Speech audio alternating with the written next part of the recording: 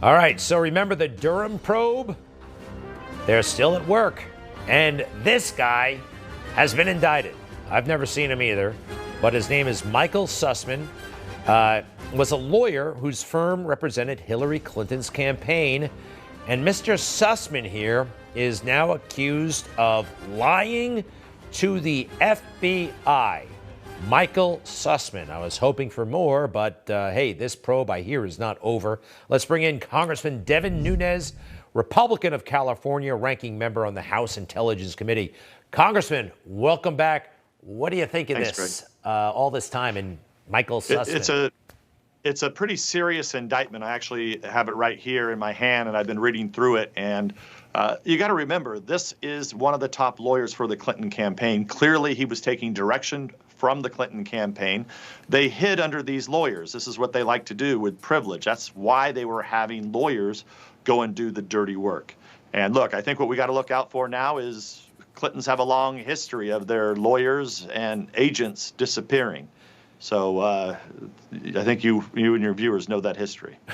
So, yes, indeed. Now, let's, for those who haven't been following this as closely, Sussman, as a lawyer for the campaign, was allegedly doing what? He was involved potentially in digging up dirt on Donald Trump, or what did he do? What was he lying about? You know, he came before our committee. He was one of the targets of our investigation, and actually, in the indictment, they used some of our investigation in the actual indictment. So, what he did is we weren't sure because he never admitted it to us, but he looks like he was actually helping to develop the fake narrative that was launched right before the election. This was the Alpha Bank issue, if you may remember, that somewhere in Trump Tower they were communicating with Russians, and this was the bombshell that they were trying to get produced by the fake news media just about 10 days out from the campaign. So they developed this narrative, they produced the narrative, it was totally phony, they knew they were phony, and it looks like Durham got to the bottom of it.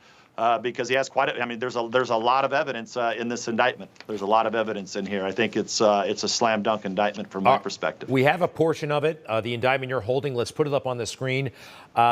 He was making statements to the FBI. The statement was intentionally false and misleading because in assembling and conveying these allegations, Sussman acted on behalf of specific clients, namely a U.S. technology industry executive at a U.S. internet company, and the Hillary Clinton presidential campaign.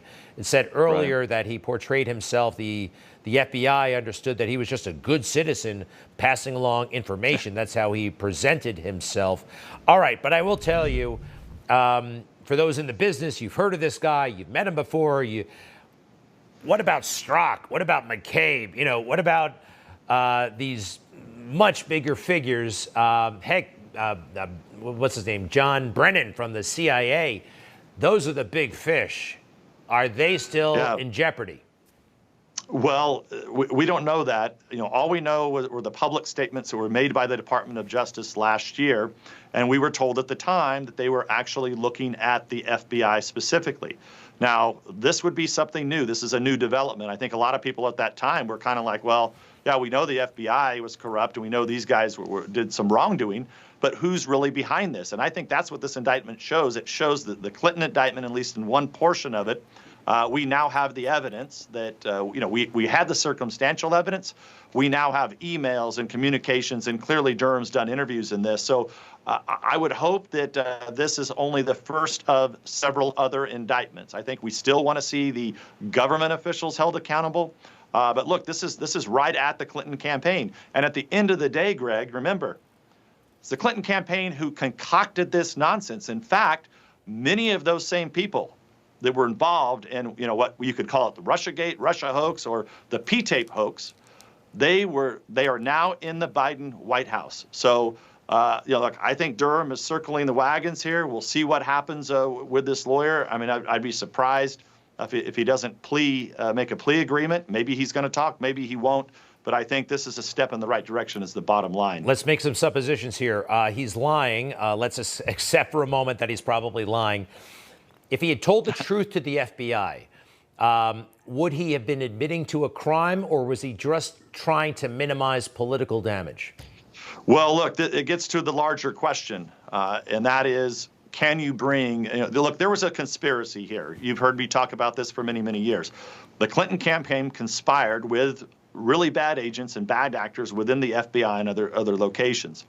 So this guy you got lying to the FBI. We know that people conspired to do this. Conspiracy is a major charge, and it can be very, very broad.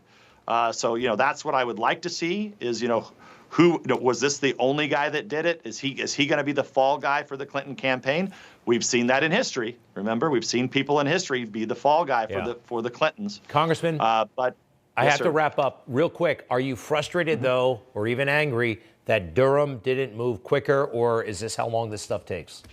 No, I'm actually not. I think you've asked me this question before. I'm one of the only few people that actually have faith in this investigation. Maybe I'm a half glass full guy, but I think this is a good development. I just want to make sure we see a handful of other indictments. All right, Congressman Devin Nunes, I appreciate it so much. Republican of California, ranking member of the House Intelligence Committee, and a true patriot. Sir, we thank you. Thank you, Greg. Be right back.